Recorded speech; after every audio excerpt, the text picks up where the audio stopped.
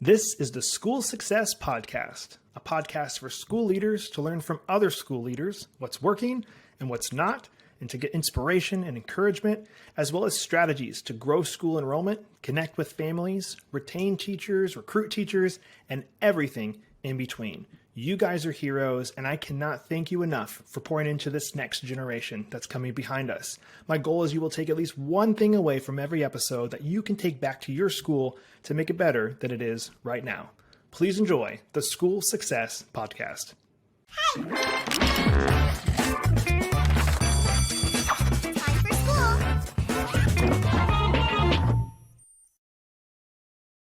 Hey, School Success Makers. Welcome to another edition of the School Success Podcast. I'm your host, Mitchell Slater. I'm joined by a new friend up north, up in the great country of Canada, Simon Jeynes, who is the Executive Director of Christian School Management, doing some amazing things to help schools out. And as him and I were talking, I was like, this guy's got to be on the podcast because he adds so much value to schools. And we're going to dive into all of those things today on today's episode that you guys can take back to your schools to make it better than it is right now. But before we dive into all of that, we do want to highlight our amazing sponsors over at America's Christian Credit Union. This year, they're celebrating 65 years of service, and they provide essential school banking services and a tuition financing program for schools looking to reduce their risk and administrative burden. So if you're a Christian school who is collecting tuition payments, and maybe at the end of the year, you've only collected 95% or 98% of the total tuition that is owed to you, of course, you're missing out on revenue as a school, and that just puts you in a really not so fun situation. So what you can do is get with America's Christian Credit Union, and your families can get a tuition financing loan from them.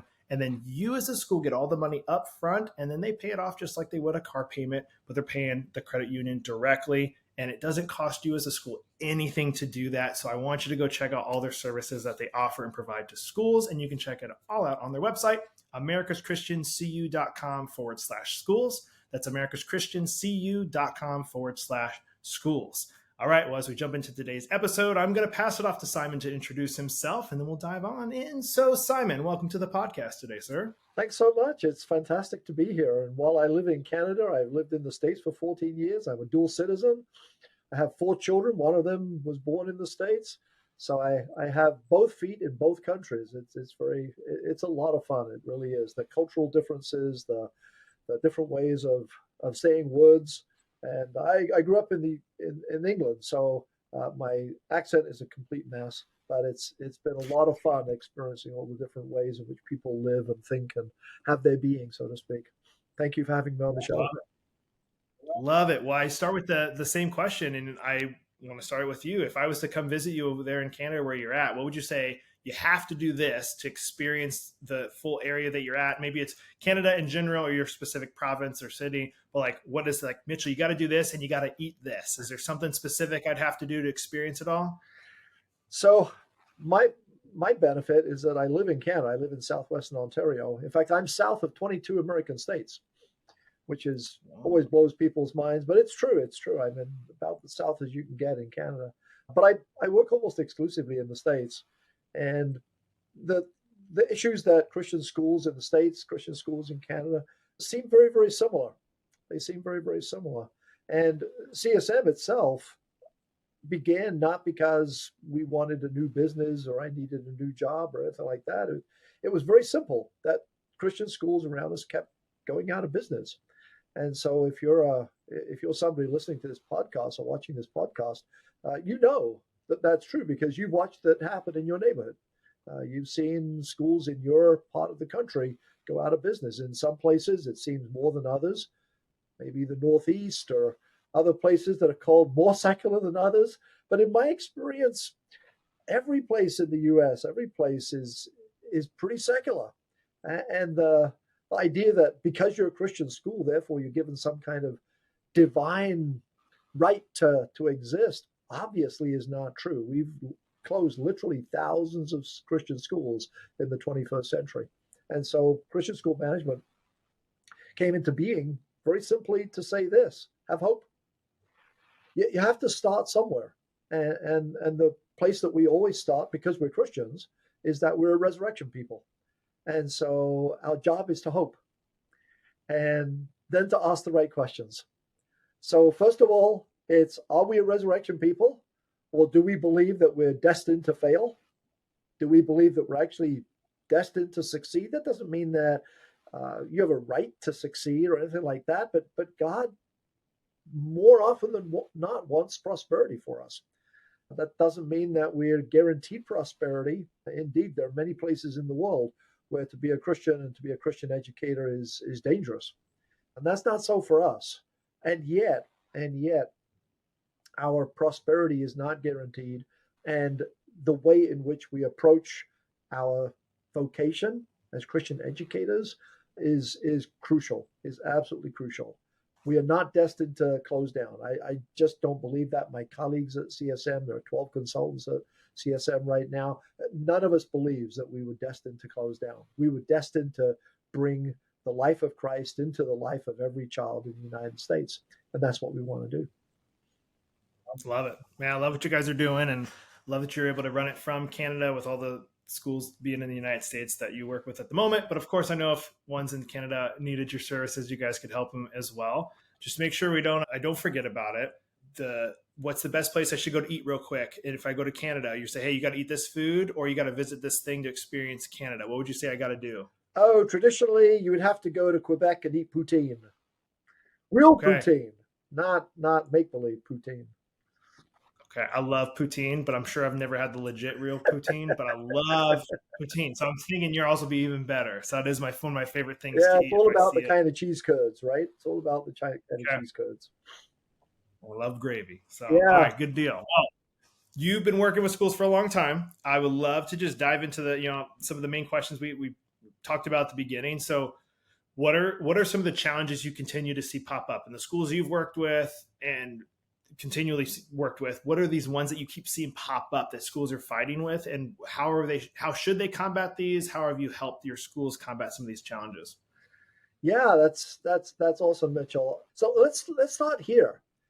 Schools, by and large, there are church schools that are run by the elders or some kind of church council or the diocese if they're Catholic schools.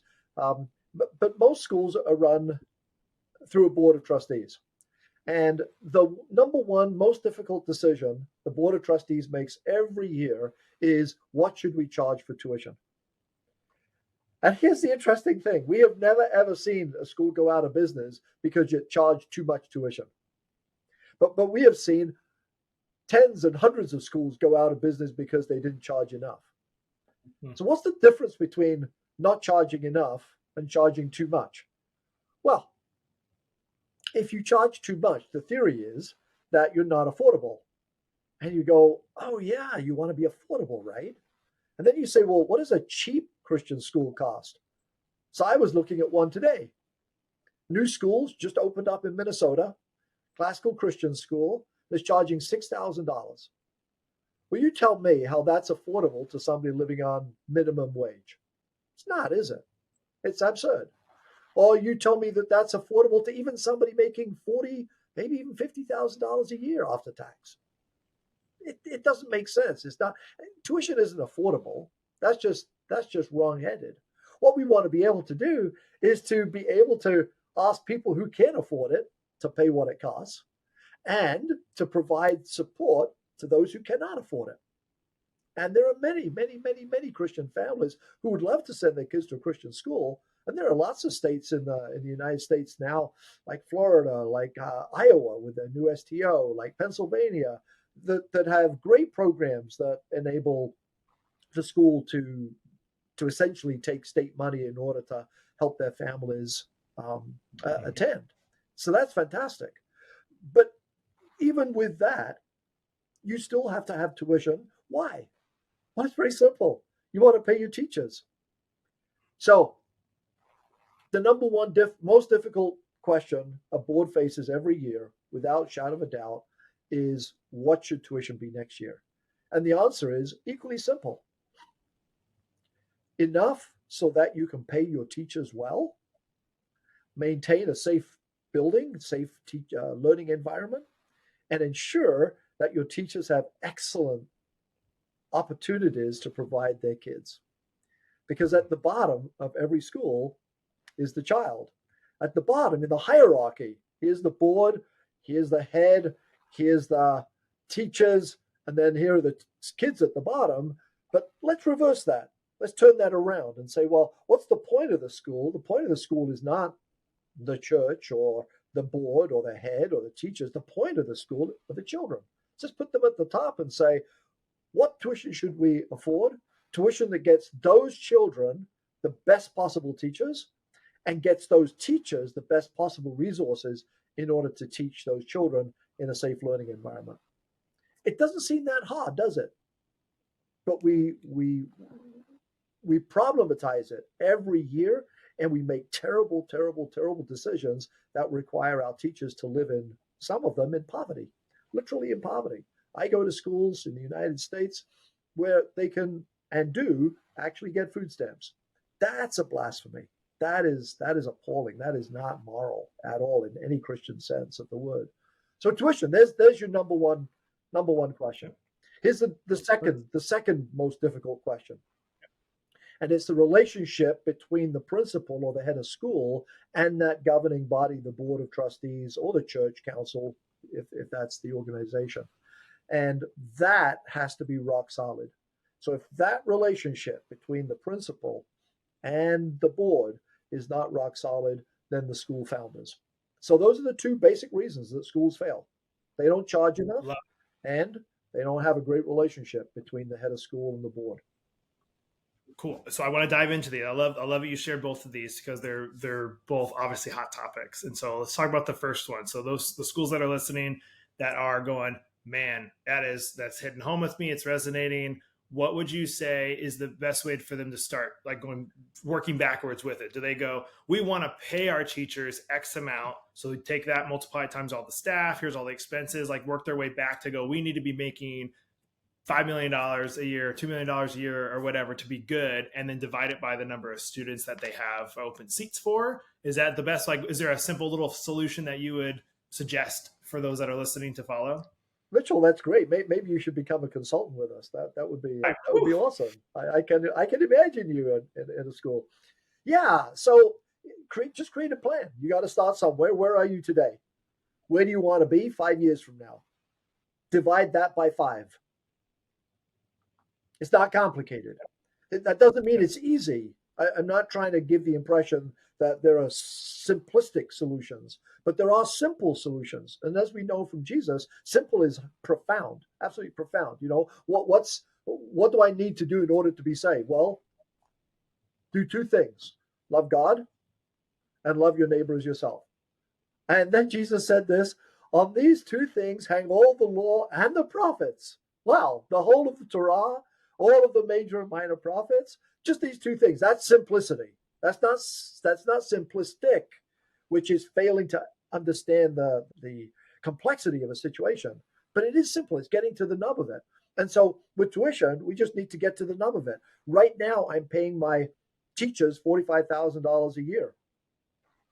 It's not what I could get if I was a teacher in the public school system, or maybe at a Christian school that was better funded, or with my Master of Science in industry. And so what does that mean? Well, it means that if I'm ambitious and I really want to go somewhere, I want to work at your school, but I'm sorry, if I can make $20,000 somewhere else, I owe it to my family to do that, if I feel I can still live out my vacation. So to work at your school, and for you as a school to attract the best teachers, and keep the best teachers. And if you're on this podcast and you're an administrator, you know that it's not easy to get good teachers. It's easy to get bodies to fill the rooms up, but to get really, really good teachers and then to keep them, that's really difficult. So if I want to move from $45,000, let's say, to $58,000, I just say, okay, over 5 years, what do I think I can achieve? And create a plan that steps that out. It's about taking the first step. You know, the Chinese say you can walk 10,000 miles, one step at a time. Yeah. So you have to take the first step. And the first step is to say, tuition is just a calculation. It is not a moral statement. It is just a calculation. And I've heard now people the schools that we've talked to were different strategies that they've put in place, where there's some that the one model I heard, and I'm going to do a horrible job explaining it probably, but they talked about how they charge like a ton for tuition, but that 90% of the school qualifies for some form of financial aid. So like the people who are really well off, really wealthy, will pay the top thing, but then hey, if you apply for it, everybody will get a piece of like some type of financial aid, to where there's people at the bottom who are getting in for free because there's enough coming in from the higher tiers to help cover it off. Is there a method that you suggest to clients to where, hey, you need to be compensating for this much at the top so that you can help the ones that can't afford the tuition at this level? Is there a way to factor that in? Well, what you said is essentially what happens. In my experience, I've been doing this now since 2003. So between myself and my colleagues, we've probably gone into, I'm going to say, close to 1,000 schools now. I would guesstimate that between 25 and 45% of our families get some form of financial aid, and most of it, not all of it, some of it is definitely socioeconomic, as in I just don't make enough even to afford one child at your school. But much of it is because I have 3 children. And so I can afford the first one, but I want all of my children to benefit from this education. And so can you help me with the second one? And can you help me a little bit more with the third one? And the answer is absolutely. Okay. Love it. Awesome. Well, I appreciate you talking on that one for a little bit. Talking about the relationship between, you said, just make sure I'm following, the head of the school and just the board of directors, or also the whole staff of the school? No, it's literally with the board of directors or the board of trustees, whatever you call them. And it's each party understanding their role. It's each party understanding their role. So the board has to understand that its role is strategic. Its constituency, it's really interesting. Like who does the board work for? If it's a typical 501c3 in the States or a charity in Canada, it's a self-sustaining board. It votes itself in. It looks after the mission. It decides who the head of school is going to be, or the principal. And how does that work? Like, who does it work for? And CSM's answer is that it works for the next generation of children. So the principals or the head of school's constituency is this generation of children, the children who are actually at the school. So to put that into technical language, their job is operations. Who are the teachers? What are they teaching? How well are they teaching? Where are the classrooms? Do we have all the furniture that we need? Is the school safe? Do we have, et cetera, et cetera, et cetera? Is it cleaned at night? That's all operations. That's all the job of the principal or the head of school. The board's responsibility is to say, oh yeah, that's great, but when you drop a pebble in a pond, the ripples have wide ramifications. And so our job is to drop the pebble in the pond and anticipate what's going to happen 5, 10, 15 years ago. I'll give you an example. We just published an article on the board's property acquisition plan. The board's property acquisition plan. So think about that. I'm in a school, we've got 7 acres, we got a nice building, and we're expanding. COVID, culture, there are different things, but families are looking for alternatives. And ours is one of them. But I don't have enough space. And I think, wow, it'd be great to have enough space. Well, the board 25 years ago should have put in place a property acquisition plan that said, over time, this is where we think we're going to be going, and therefore. So let me give you 2 examples of it. One is my favorite. A group of nuns back in the 1870s and 80s wanted to start a girls' school outside Boston. And so they looked around and they bought this estate with this magnificent mansion at the top of the hill, beautiful gate that you went through into this manicured driveway. Absolutely fantastic. Well, that is foresight, because 120, 140 years later, in 2023, that is now part of Boston. But there's 100 acres there. of gorgeous, gorgeous countryside that those kids can be embraced in, sort of their own little Garden of Eden. That's foresight, to really think through what it takes to have something that sustains itself over time.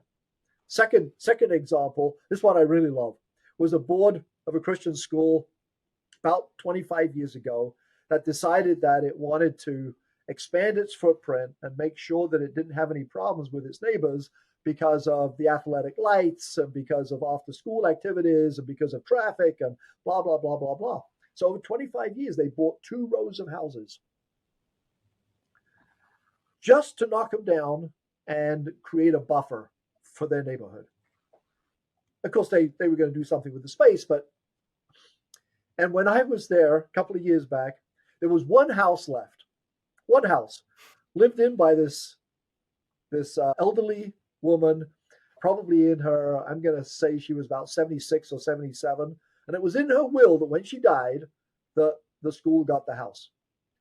But it was only in her will for the last 3 years before I was visiting the school.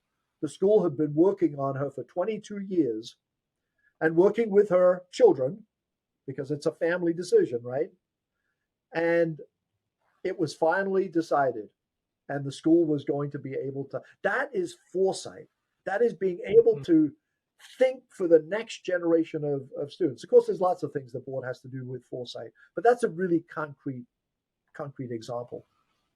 Hey, school success makers, just a really quick break to highlight one of our amazing sponsors, and that is ClassReach. Now, ClassReach supports schools of all sizes from application to graduation. Take charge of your school with ease, power, and mobility using ClassReach, the school management software administrators and teachers love using. You can get your free demo at classreach.com. That's classreach.com. They are amazing people, and they provide this amazing SIS software for you to keep track of your students' grades, communicating with families that are enrolled, and a whole bunch more. So again, check it all out on their website, classreach.com. They are awesome.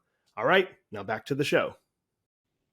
And is that something that you see the schools they miss? So like a head of school there's not a good collaboration between them and the board, or the board comes in and just doesn't have a clear direction or training to know like what their role should be or truly is. And then it's just kind of like, it's messy because they just don't know what they're supposed to do. Is that what you're seeing a lot of times when you're working with schools? Well, you've hit the nail on the head. They're not quite sure what their role is.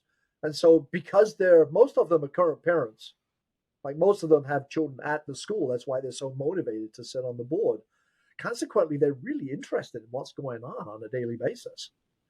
And if they bring that orientation into the boardroom, the outcome is disaster, absolute disaster. And what they have to do is when they walk in the boardroom, they have to take their parent hat off and put their grandparent hat on. And sometimes they even have to vote against their self-interest.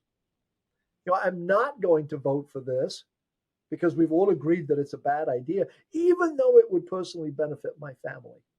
And board members that can't do that are toxic. And so it's about role. It's about understanding where your role is. And schools get into terrible, terrible trouble when boards who are not trained at all try to run their schools. Very, very bad idea, as you can imagine. Yeah. So you recommend, this is kind of what I've heard from talking with more and more schools, really the head of school's job is to run the school. Board is there to be for advice and for like strategic things going forward. I guess in your quick terms, if you were to put it in quick words for those listening, what is your ideal situation for the head of school, principal, however you want to word that one, and the board, like their role, what it should be that you've seen work the best? So this might be a practical thing that your viewers might find useful. The principal, the head of school's job is operations. It's current. It's today's children. A board's job is strategic, future generation, grandparent, great-grandparent. But the fact is that there are things that do overlap. And so what we say to boards is create board committees that have no power to deal with the things that overlap. So in the board meetings, you're not going to discuss the day-to-day. But let's take an obvious example. In the finance committee, you can talk about cash flow, and it's okay. Because the board does have an interest in, okay, in May, can we actually pay our bills, when there's no more money coming in until next year? That's a legitimate interest. Enrollment. What's enrollment like next year? Well, that's a legitimate interest, but it's not strategic. It's this year. That's why you hired your principal, your head of school. But how do we talk about those things in a safe place? We say create board committees. That's where the board, the strategic, the board, and the operations, the head of school, with his staff and other volunteers in the community. It's another way to embrace a lot more volunteers in your community. That's a place that they can come together. Example of that, I just finished. Actually, several of us at CSM have just finished working with a number of schools to help them run their annual fund. So this is, how do you raise money outside of tuition? Because tuition can never pay for everything. And in the annual fund, it's an interesting thing because fundraising is very strategic because it's how we get buildings in the future. It's how we buy land in the future. It's how we, replace the roof, get the HVAC system done. It's fundraising is a way in which we really support those kinds of things. So it's strategic. But we also have an operations thing going along where we want our donors to feel today that they're valued and treasured and that they're looked after and not treated like a checkbook. And so the annual fund is a great place where the board and the operations overlap. And you have this annual fund committee. Yeah, sometimes we call it philanthropy committee, development committee. There's all kinds of different ways of slicing the cake. But we have an annual fund committee, and its job is to run the annual fund. The school cannot afford enough people to run something that's so labor intensive. The board, on the other hand, doesn't want to come into the school and run it. And so they create this committee where the two things overlap. And they can run the annual fund in complete amity. The board gets its objective, the school gets its objective, and the governance structure remains solid. I like it. All right. Well, I think we did really good on the challenges one now. So let's hear about what's going good. Any quick things to share on the wins thing of like schools you've worked with that are doing some really cool, maybe out of the box things that you can share that those listening be like, I would love to try and do that at my school. So here's something that we think is really important into the future. And we've been working with two very, very fine schools, Legacy Christian Academy in Minnesota and Des Moines Christian School in Iowa. And I want to say immediately to those people who rush to their websites, dmcs.org and go, oh yeah, well, they're big schools, there are hundreds of kids and fancy buildings and all the rest. I want to say to you, a decade and a half ago, that wasn't true. That they were schools that were struggling. They were schools that had the potential to go in the wrong direction and maybe even fail. And then something happened, and it's complex as to what happened. But something that they're doing, which is really exciting today, is that they're identifying that to be a great school, an excellent school. And Mitchell, you and I know, and indeed our watchers know, that the word excellent is way overused. When Scripture says seek those things which are excellent, that's great, but there's an enormous cost to that. There's a gigantic cost to that. Paul was a tent maker, but he was a tent maker first. He was trained as a tent maker, so he could ply his trade the rest of his life. But after his great moment on the road to Damascus, he was an evangelist. He wasn't a whole bunch of different things. He was one thing, and he could only be one thing. When Jesus came, his mission was single-minded. To do something excellently, there's an enormous cost to that. And so when we think about excellent teachers, to have excellent teachers, what we know is that our schools, and the research backs this up, CSM, Christian School Management, is always going back to what does Scripture say, what does the research say, and does experience bear that out? And where the three things mesh, we know we've got something that's totally airtight. And really good teachers can command their own price in the marketplace, almost literally. And so these two schools, because they desire excellence, and because they desire excellence on behalf of children, not as an abstract, but in order to benefit children, have decided that the old way of paying them, which was, are you alive? And do you have a piece of paper that says BA on it? It doesn't really seem adequate to the challenges of the 21st century. So the way that teachers are typically paid is that if I have 5 years of teaching experience, I'm somewhere there on the grid on line 5. And if I have a BA, I'm on this column. And so I've got years of experience and then my years of education. And if I'm lucky in a Christian school, though many Christian schools don't even have this, if I get a master's degree or if I have so many CEUs, credits of continuing education, then I get a little bump as well. So my years plus that. But there's no connection, there's no correlation in the research between that and whether anything happens in the life of a child at all. I'm sure you can think back to your experience as a child, to teachers who probably shouldn't have been in the classroom. They had years of experience and they had degrees, but they were not good teachers. They should never have been in front of children or with children. And so what drives excellence in teaching? And the answer seems to be an implacable commitment to growing, which parallels, interestingly, what we want children to do. What do we want children to do? Every day, by definition, they're in a school, they're coming across something new that they have to learn. And they want to because they're created imago Dei, and consequently, they're learning machines. They have to learn. But whenever we have problems in schools, this is always an interesting thing. Whenever we have problems in schools with kids, they say, well, they're not learning. And I go, well, they're not learning what you want them to learn, but they're definitely learning. You can't stop a child from learning. So what we want is for teachers to come alongside as teachers, directors, as guides, as mentors, as coaches, who are astonishing people. And so what these two schools are doing is going to a whole new system of thinking about the way in which we reward teacher excellence. Instead of aligning it with, are you alive for another year and do you have a piece of paper, they're aligning it with measures of student outcomes and something that we think of as the portrait of the child. So what do we want the child to look like? And in what senses are you driving that outcome? Not test scores. We don't want to go down the public school route. That has failed.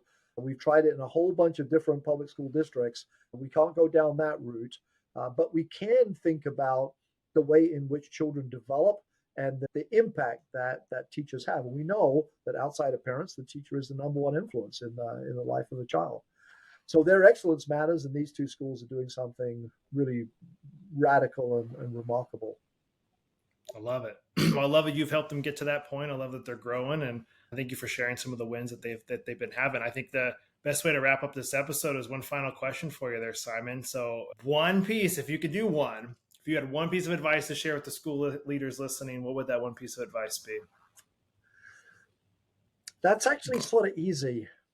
I would want every school to have a theology of prosperity, not a theology of lack.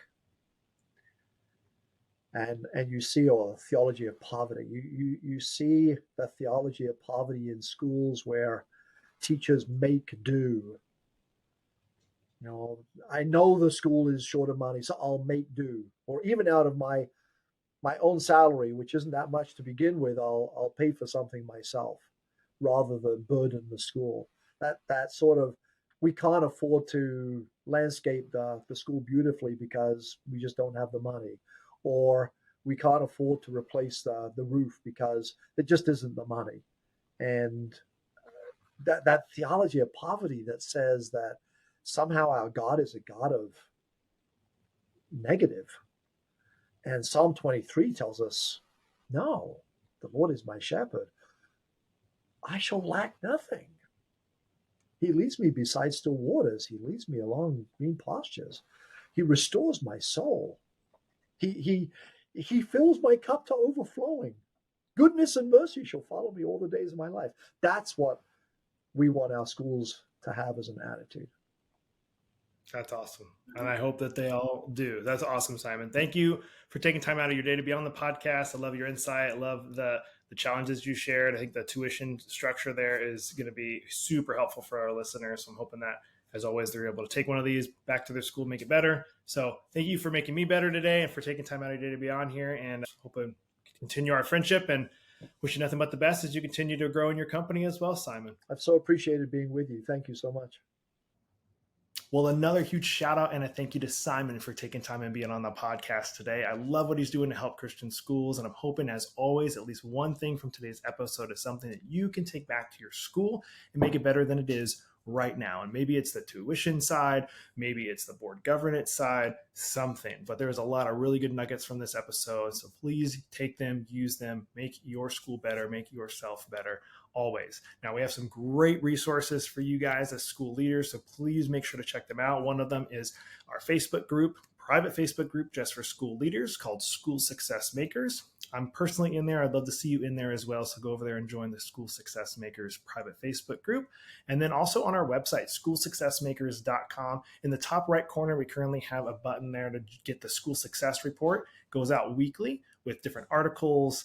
It's going to have giveaways. It's going to have highlights and shout outs of different teachers in the communities and all around in our community of school success makers, because that's what you guys are. So make sure you subscribe to that top right corner of schoolsuccessmakers.com. Other great resources on our website as well. But we want to hear from you guys. So if there's any comments, suggestions, ideas that we can do to make our podcast better, as well as different guests you'd love to hear and have on, please let us know that. You can submit a form through our website and let us know those. And if you're loving the content that we're putting out, if you're listening to this still right now, please give us a 5-star rate and review. And if you want, tag us on social media. You can tag my personal page, Mitchell R. Slater, on Instagram or Facebook. We'd love to get some shout outs and some tags and reshare you guys back. So all that helps our community grow and helps get these episodes into the hands of more educators to help make them better, which is what we're after. So if you guys have anything to add, please let us know. But we'll be back here next week with another amazing guest as usual on the School Success Podcast. We'll see you then.